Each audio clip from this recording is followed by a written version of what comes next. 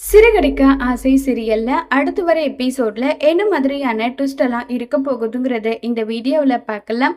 ரொம்பவே சந்தோஷமா ரோகிணி இருக்காங்க. உடனே சிந்தாமணிக்கு கால் பண்ணி, ஆன்ட்டி மனோஜ் என்கிட்ட பேசிட்டாரு, எனக்கு ரொம்ப சந்தோஷமா இருக்கு.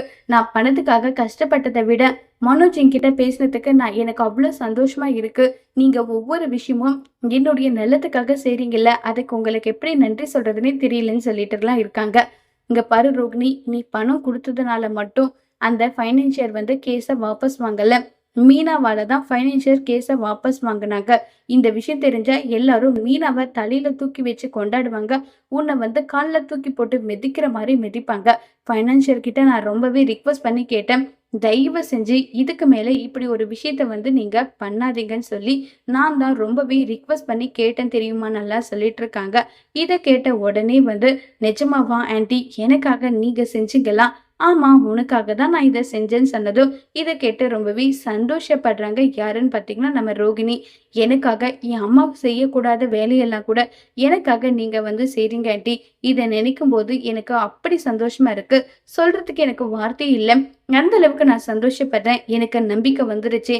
மனோஜோட மனசை மாத்தி எப்படியாவது நான் அவரை கூட சேர்ந்து சந்தோஷமா வாழ போறேன். கண்டிப்பா உங்களுக்கு நிறைய நன்றி கடன் பட்டிருக்கேன்னு சொல்லிட்டெல்லாம் ரோகிணி சொல்றாங்க.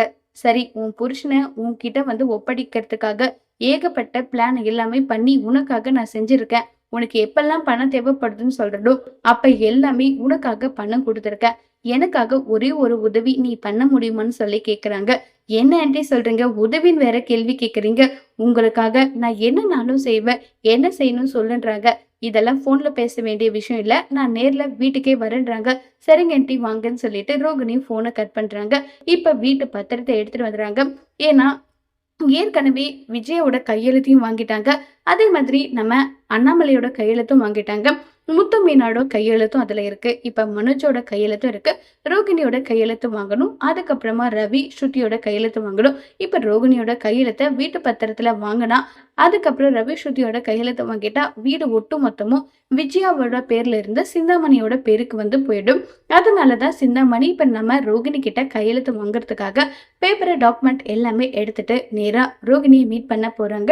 ரோகிணி மீட் பண்ண போகும்போது கிறிஷுக்கு தேவையான சாக்லேட்ஸ், அதே மாதிரி நம்ம ரோகிணிக்கு வீட்டு செலவுக்கு எவ்வளவு தேவையோ அது எல்லாமே வாங்கிட்டு போறாங்க.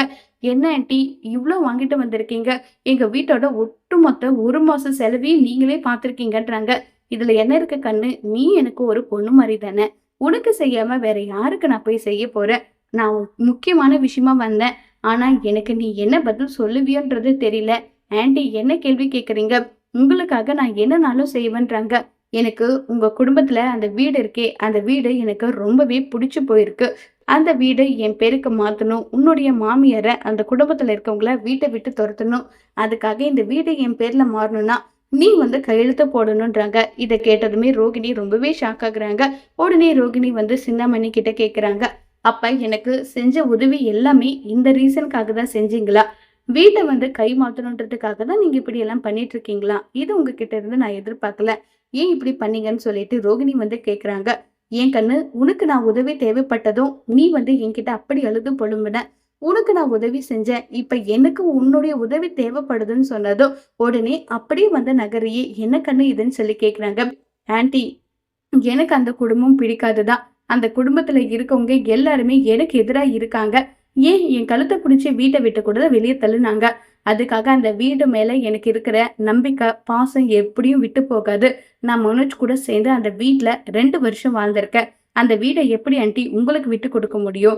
எங்களால அப்படியெல்லாம் முடியாது. மீனாவும் சரி முத்துவும் சரி அப்படி ஒரு விஷயத்த செய்ய மாட்டாங்க. நானும் சொல்றேன், என்னாலையும் கையெழுத்து போட்டு கொடுக்க முடியாது.